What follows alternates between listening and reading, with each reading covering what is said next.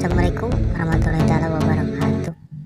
Apa kabar kalian semua, penghuni YouTube atau pecinta alur cerita film-film action? Kali ini saya akan menceritakan tentang rekap alur cerita Three Kingdom Resourcer of the Dragon. Dibintangi oleh Daniel dan disutradari oleh Mas Andi Lau. Dan saya tidak bosan-bosan untuk mengingatkan kepada Anda yang menyukai video ini, jangan lupa like, subscribe, agar saya tambah semangat untuk menceritakan rekap alur-alur film action atau alur-alur film lainnya. Film ini menceritakan tahun 228 sebelum Masehi. Kala itu, 3 negara saling berperang untuk merebutkan daratan Cina. 3 negara tersebut yaitu Wei yang dipimpin oleh Cao Cao, Wu dipimpin oleh Sun Quan, dan Su dipimpin oleh Liu Bei. Di awal film kita sudah diperlihatkan oleh 2 orang pria yang sedang memperhatikan medan perang yang telah diselimuti oleh korban peperangan. Dan diperlihatkan pula seorang wanita dan pasukannya yang sudah siap perang. Scene berpindah ke 35 tahun yang lalu, di mana negara Shu sedang mengadakan perekrutan prajurit. Dan ini adalah Luo Ping'an, dia HRD di tempat tersebut. Lalu datanglah seorang pria gagah perkasa yang ingin mendaftar menjadi prajurit tersebut. Luo Ping'an pun mengajukan pertanyaan, apakah kamu pikir kita bisa menang dalam peperangan ini? Kalian pun bisa menebak, siapakah dia? Iya, dia adalah pahlawan dari film ini. Dia sekaligus tokoh utama dari film ini. Dia adalah Zhao Zilong. Prajurit pun mulai bekerja untuk membuat benteng pertahanan, di mana tersiar kabar bahwa Wei akan menyerang. Ketika Jilong Kun sedang memakan roti tawar, datanglah Luo Ping'an dengan membawa peta, di mana peta tersebut dia menunjukkan desa tersebut bernama Changshan. Dan ternyata mereka berdua pun berasal dari desa itu. Lalu dengan watalusnya, Ping'an pun merebut roti tawar yang dimakan oleh Jilong dengan menggantikannya dengan sebuah peta. Dan dari kejauhan pun mereka melihat bahwa prajurit Wei akan segera datang dan mereka pun akan segera berperang. Luo Ping'an beserta prajurit pun menemui seorang pria yang di depannya terdapat peti misteri. Dan ketika Luo Ping'an pun membuka peti misteri itu, ternyata di dalamnya terdapat potongan telinga kiriman dari negara Wei untuk menggoyahkan mental musuh. Awalnya Luo Ping'an pun menolak karena mengingat musuh itu ada 10.000 pasukan, sedangkan mereka mempunyai pasukan 1.000. Pria tersebut pun berbicara kepada Luo Ping'an bahwa nanti malam akan terjadi badai. Itu kesempatan mereka untuk menyerang agar mendapatkan kemenangan. Saat mereka mengetahui bahwa pria tersebut adalah Zhuge Liang, dia adalah penasehat dari kerajaan yang hebat, maka mereka pun menyetujui saran dari pria itu. Malam pun tiba, mereka pun segera menyerang. Lalu mereka pun bergegas menyerang. Mereka pun memakai topeng khasnya masing-masing. Lalu mereka pun menggempur perkemahan musuh dari berbagai arah. Karena malam itu pun terjadi hujan lebat, maka pasukan Wei kalah kabut untuk berperang karena mereka pun belum siap. Karena mereka pun kaget karena digempur dari berbagai arah. Pada saat Luo Ping'an pun berperang dengan jenderal, lalu Luo Ping'an pun hampir kalah. Lalu Jilong Kun bergegas untuk menyerang jenderal tersebut. Lalu jenderal tersebut pun mati di tangan Jilong. Cao Cao pun murka dan Cao Cao pun memimpin kerajaannya sendiri. Lalu Cao Cao pun ingin menghabisi seluruh kerajaan Shu. Di sini kita diperkenalkan oleh pemimpin pasukan Shu yaitu Liu Bei dan 2 jenderal yaitu Guan Yu dan Zhang Pei. Karena atas keberhasilan Luo Ping'an pun dipercaya untuk mengawal keluarga dari kerajaan tersebut, sedangkan Jilong dipercaya untuk mengawal rakyat biasa. Karena Luo Ping'an membuat kecerobohan hingga membuat keluarga yang terdiri dari istri, anak tertangkap oleh musuh. Hal tersebut membuat Zhang Fei marah hingga Zhang Fei menyerang Luo Ping'an dengan tombaknya. Lalu Zilongku menangkis tombaknya. Dia berkata, "Sebelum kamu membunuh dia, kamu harus membunuhku." Akhirnya, pertarungan kedua pun tidak bisa dihindarkan antara Zhang Fei melawan Zilong yang rakyat biasa. Awalnya, pertarungan itu pun seimbang. Lalu Guan Yu dengan amarahnya, Guan Yu menyerang Zilong, lalu tidak disadari atau tidak bisa dipungkiri, Zilong pun bisa menyeimbangi mereka berdua dengan tombaknya. Sambil memuji keahlian bertarung Zilong, Zilong pun menawarkan diri untuk menolong keluarga raja dan meminta agar Ping An tidak dihukum. Lalu Liu Bei pun setuju dan memberikan zirahnya kepada Zilong. Zilong pun berangkat didampingi Guan Yu dan Zhang Fei yang bertugas mengamankan jalan pulang untuknya. Ketika Zilong menemukan rombongan raja, ternyata mereka semua telah tewas termasuk istri Liu Bei dan hanya menyisakan seorang bayi yang ternyata bayi itu adalah raja muda alias anak Liu Bei. Akhirnya Zilong menggendong sang bayi dan bergegas memacu kudanya untuk pulang. Namun tanpa diduga, Guan Yu dan Zhang Fei terdesak dan memutuskan untuk mundur, yang berarti Zilong ditinggalkan sendirian di tengah pasukan musuh. Sehingga ketika Cao Cao melihat Zilong, ia pun memerintahkan pasukannya untuk menangkap Zilong hidup-hidup. Namun bukan Zilong namanya jika ia harus tertangkap dengan mudah. Didampingi kuda sembrani miliknya, ia pun menyerang pasukan musuh hingga satu persatu dari mereka berguguran.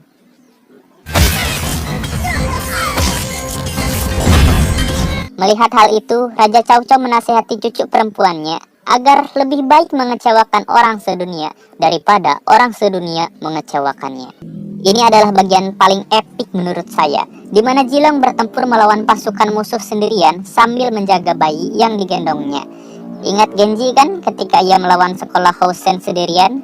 Ya, sepertinya dia terinspirasi dari film ini. Hingga ketika Zilong terdesak, ia pun memacu kudanya menuju Cao Cao dan berhasil merebut pedangnya. Ia pun akhirnya memutuskan untuk melompati bukit demi meloloskan diri. Kagum akan hal itu, Cao Cao pun memuji kehebatan Zilong. Zilong pun tertawa terbahak-bahak dengan puasnya. Namun bukan karena pujian dari Cao Cao, melainkan karena tangisan bayi yang digendongnya, di mana itu menunjukkan bahwa bayi itu masih hidup dan ia berhasil menjalankan misi.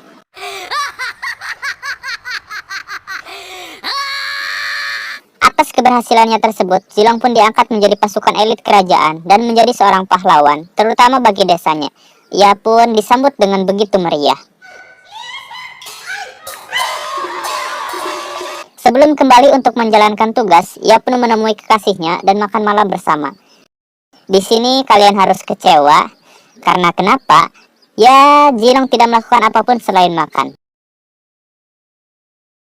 Sebelum pergi, kekasihnya pun memberi Zilong sebuah lampion yang bertuliskan, "Timur ke barat, selatan ke utara, kita bertemu dan tidak pernah terpisah lagi."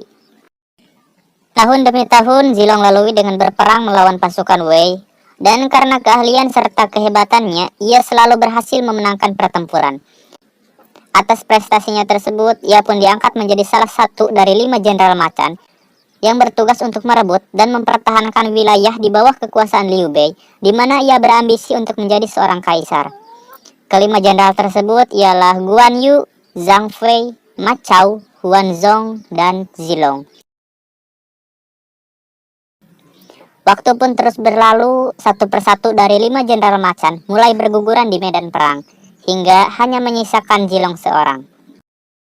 Tibalah pada masa di mana Raja Liu Bei telah wafat dan digantikan oleh putranya yang terlihat belum begitu cakap. Zhuge Liang yang kini menjadi Perdana Menteri Kerajaan Shu mengangkat 2 jenderal baru, yaitu Guan Xing, anak dari Guan Yu, dan Zhang Bao, anak dari Zhang Fei. Keduanya ditugaskan melanjutkan misi, yaitu ekspedisi ke utara untuk menaklukkan kerajaan Wei. Namun agaknya, kedua jenderal baru tersebut tidak sekompak ayahnya dulu, di mana ketika Zhuge Liang memberikan stempel kerajaan, mereka justru berebut dan merasa paling berhak menerimanya. Hingga saat hendak berkelahi, Zilong pun datang dan melerai mereka.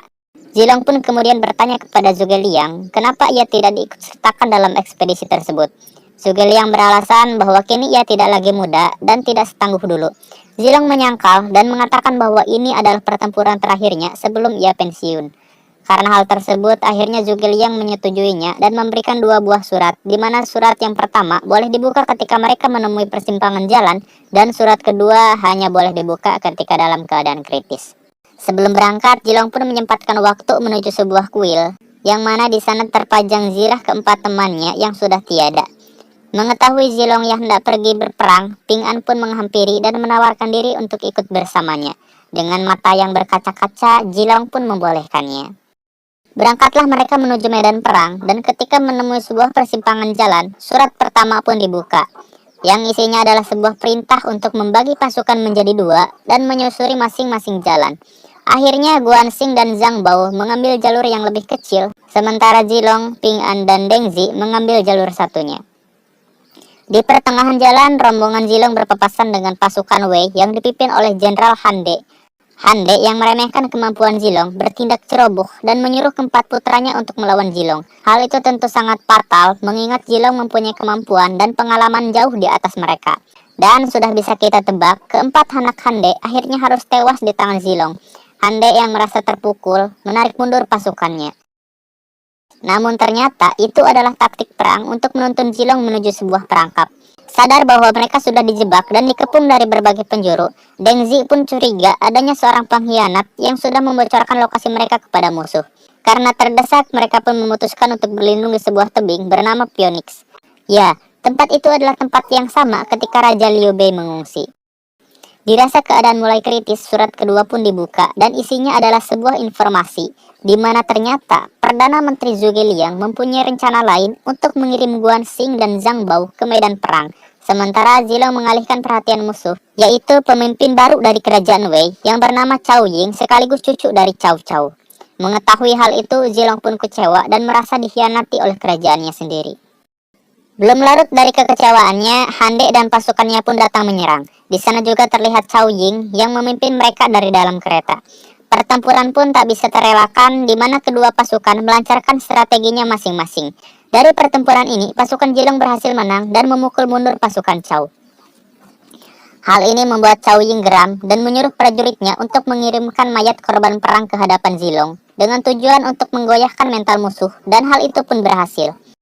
Tak mau kalah, Jilong pun membalas dengan meminta Ping An dan Deng Zi mengantarkan sebuah pedang pada Cao Ying sebagai hadiah. Yang ternyata pedang tersebut adalah pedang Cao Cao yang dulu pernah direbut oleh Jilong. Setelah sampai, Ping An berkata kepada Cao Ying supaya ia belajar dari kakeknya dan menjaga pedang tersebut agar tidak direbut kembali. Tentu saja hal itu membuat Cao Ying merasa dipermalukan di hadapan pasukannya. Namun karena hukum yang melarang melukai duta dalam perang, mereka berdua pun dibiarkan kembali. Dengan demikian, Jilong dan Cao Ying pun seimbang. Merasa rencananya gagal, Cao Ying akhirnya meminta Jilong untuk berduel dengannya, dan Jilong pun setuju.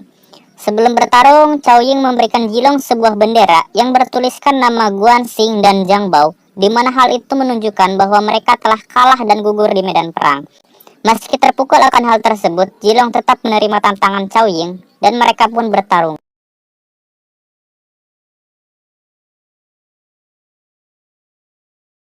Awalnya pertarungan berjalan seimbang, hingga ketika seorang prajurit membantu Cao Ying untuk menyerang, Jilong pun terdesak. Melihat hal itu, Ping An pun dengan sigap melemparkan sebuah busur panah yang kemudian digunakan Jilong untuk mengalahkan Cao Ying. Kembali, pasukan Cao Ying harus mundur karena kekalahannya. Namun tanpa disangka, ternyata Jilong mengalami luka yang cukup parah, di mana sebuah anak panah menancap di perutnya. Ketika Deng Zi hendak mencabutnya, Jilong melarang dan memintanya untuk tidak memberitahukan hal ini kepada siapapun. Ia takut prajuritnya akan khawatir akan kondisinya tersebut. Kemudian Jilong mengambil sesuatu dari sakunya dan memberikan kepada Ping An, yang ternyata itu adalah peta pemberian dari Ping An dulu. Ini menunjukkan bahwa meskipun Jilong sudah menjadi seorang jenderal, namun ia tetap rendah hati, tidak sombong, dan rajin menabung. Sementara di sisi lain, Cao Ying tengah bersiap untuk melancarkan serangan selanjutnya. Ia berencana untuk mengorbankan prajuritnya dengan memasukkan bubuk peledak di atas kuda perang. Hal ini sejalan dengan apa yang dinasihatkan kakeknya dulu, bahwa lebih baik mengecewakan orang sedunia daripada orang sedunia harus mengecewakannya. Melihat pasukan musuh mulai bergerak, Deng Zi beserta ketiga saudaranya meminta izin untuk memimpin perang sampai titik darah penghabisan. Ia ingin mengabdi kepada Jilong, seorang jenderal yang amat ia kagumi. Akhirnya pertempuran pun terjadi. Pasukan Jilong dipimpin oleh Deng Zi, sementara pasukan Cao Ying dipimpin oleh Han De. Keduanya bertempur habis-habisan hingga pada satu titik Cao Ying menjalankan rencananya dengan menembakkan panah api ke pasukan berkudanya. Hal itu menimbulkan ledakan yang dengan cepat membinasakan semuanya, termasuk Deng Zi dan Han De. Scene ini merupakan scene yang sama di awal film, di mana ternyata dua orang tua tadi adalah Zilong dan Ping An yang tengah meratapi pasukannya yang telah gugur. Setelah pertempuran selesai dan tak ada lagi pasukan yang tersisa di kubu Zilong, Ping An secara tiba-tiba mengakui bahwa ialah yang telah berkhianat dan membocorkan informasi ke pihak musuh. Dengan imbalan, ia akan diangkat menjadi seorang jenderal. Ternyata selama ini Ping An selalu iri atas keberhasilan Zilong. Meski demikian, Ping An tetap meminta maaf dan menyesali perbuatannya. Namun, apa mau dikata, nasi sudah menjadi lontong. Zilong tak menyalahkan Ping An atas apa yang telah terjadi. Malahan, ia tetap menganggap Ping An sebagai saudaranya.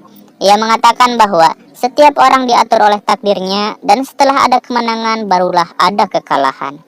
Zilong pun meminta Ping An untuk mencabut anak panah di perutnya, karena ia akan bertempur dengan pasukan Cao Ying meskipun seorang diri. Momen dramatis pun terjadi di mana Zilong yang menunggangi kuda sambil membawa tombaknya berlari menuju pasukan Cao Ying yang diiringi tabuhan drum militer oleh Ping An. Dan kisah pun selesai. Terima kasih buat Anda yang telah menonton dari awal sampai akhir alur cerita Three Kingdom The Shadow of the Dragon. Jangan lupa apabila Anda menyukai video ini, klik, share, and subscribe agar saya tambah semangat untuk menceritakan alur-alur cerita film action atau alur-alur cerita film lainnya. Terima kasih.